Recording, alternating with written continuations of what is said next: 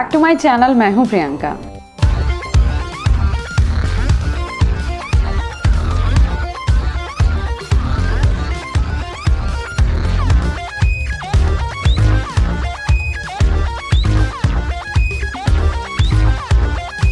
आज का वीडियो मेरे लिए बहुत ही स्पेशल वीडियो है क्योंकि मैं आज आपके साथ शेयर करने वाली हूँ दक्षम का cake smash photoshoot. Dakshu 1 year का हो गया है और बिलीव ही नहीं होता कि टाइम कितनी जल्दी निकल गया है। सो दक्षु का हमने किया केक स्मैश फोटोशूट 1 ईयर पर।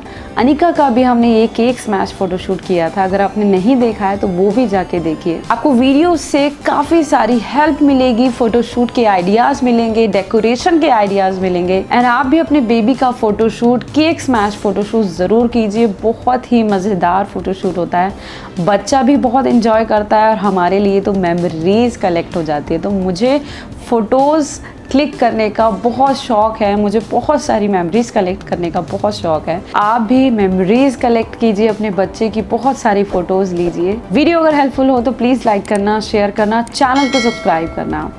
चलिए स्टार्ट करते हैं।